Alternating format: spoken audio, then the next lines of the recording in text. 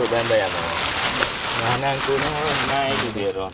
Assalamualaikum teman-teman. Selamat pagi dari Ujung Karing, Kurung Raya, Aceh Besar. Salah satu tempat penghasil ikan terbaik di pesisir Aceh. Dan hari ini kita akan sedikit berbagi tentang bagaimana cara pembuatan bumbu ikan bakar.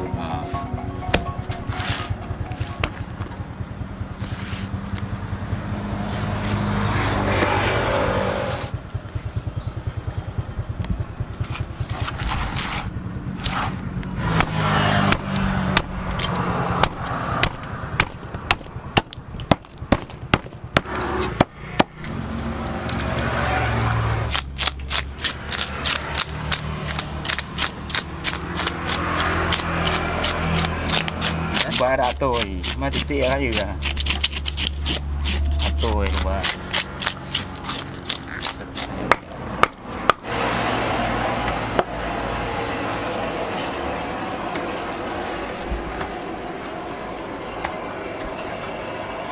Ikan paling banyak yang sukaan itu gerapu, rambe, bayam-bayam, ikan karang, kakap, kadang-kadang cumi-cumi, udang ada juga. Tergantung permintaan kalau untuk dipesan. Tapi kalau untuk kita sediakan ini nggak ada udang, nggak ada cumi, cuma ikan-ikan biasa aja. Gerapu, ikan bayam-bayam, kakap, rambe.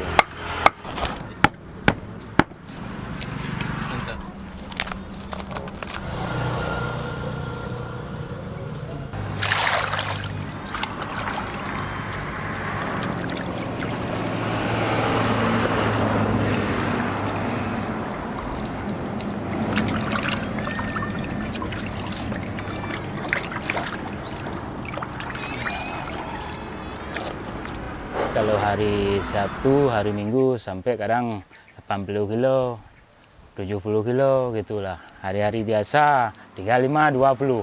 Itu tergantung hari.